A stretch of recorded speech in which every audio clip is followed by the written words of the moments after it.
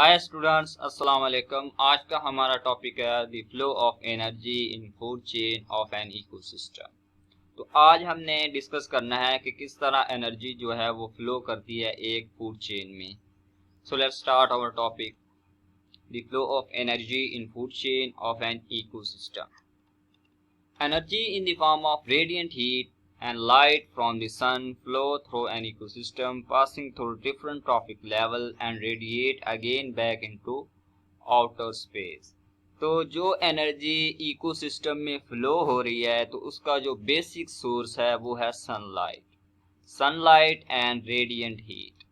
तो ये इसका बेसिक सोर्स है क्योंकि इसको प्रोड्यूसर ने यूज़ करना है, प्लांट ने यूज़ करना है फोटोसिंथेसिस के प्रोसेस में।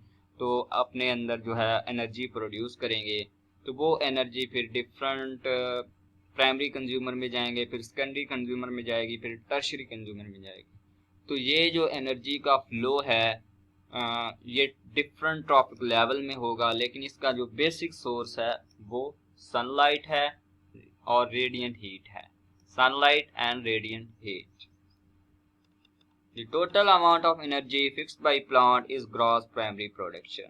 तो जो सनलाइट प्लांट ने यूज की और उसको केमिकल एनर्जी में कन्वर्ट किया, जितनी अमाउंट ऑफ एनर्जी उसने बनाई उसको कहते हैं gross primary production.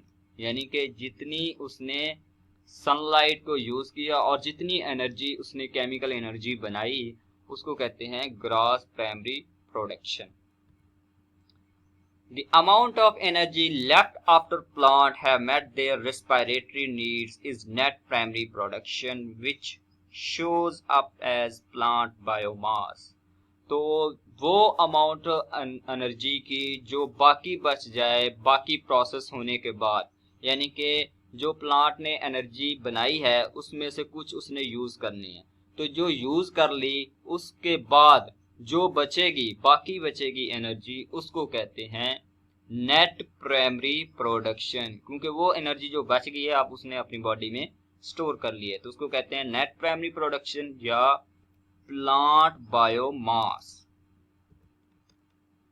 About 1% of total energy from the sun is trapped by the producer in an ecosystem। तो जो सनलाइट प्लांट के ऊपर फॉल हो रही है तो उसमें से 1% जो होगा वो एनर्जी जो है वो प्लांट एब्जॉर्ब करेगा, और 99% जो एनर्जी होगी वो जो है वो एवापोरेशन के लिए यूज होगी, सॉइल की को हीट करने के लिए यूज होगी, और कुछ जो एनर्जी होगी वो प्लांट से एक्सट्रैक्ट करने के बाद फौरन आउटर स्पेस में चली जाएगी।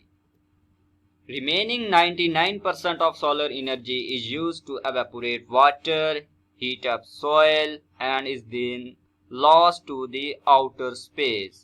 तो 99% क्या होगी, एवेपोरेशन के लिए यूज होती है, हीट अप सॉइल के लिए यूज होगी, और कुछ एनर्जी जो है वो आउटर स्पेस में चली जाएगी। As energy is transferred from one trophic level to the next, from producer to primary consumer, between 80 to 90% of lost as the original energy is heat as byproduct of respiration।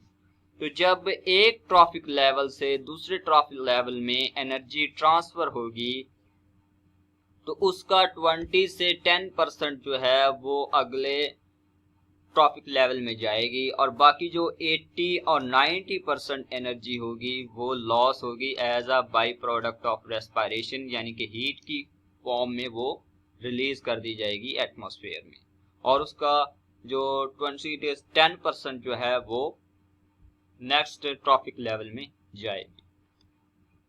Next is pyramid of energy. तो हम यहाँ पे understand करेंगे कि ये है producer जिसने energy store की हुई है, नेट प्राइमरी प्रोडक्शन जो है वो है 10,000 जूल।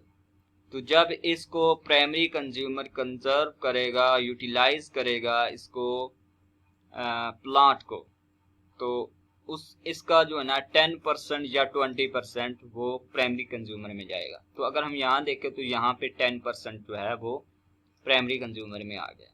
अब प्राइमरी कंज्यूमर को सेकेंडरी कंज्यूमर जो है वो कंजर्व करेगा, यूटिलाइज करेगा, तो इसका 10% जो है वो सेकेंडरी कंज्यूमर में जाएगा।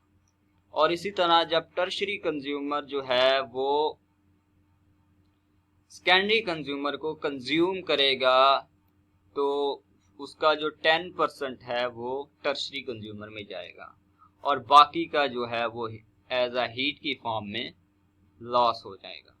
तो ये थी आज की पिरामिड ऑफ एनर्जी। आज का टॉपिक बहुत ही इंटरेस्टिंग था, आपको उम्मीद है पसंद आया होगा। अगर आपको ये वीडियो पसंद आई है तो अपने दोस्तों में इसको शेयर करें और हमारे चैनल ज़ुबायो को सब्सक्राइब करें। Thank you.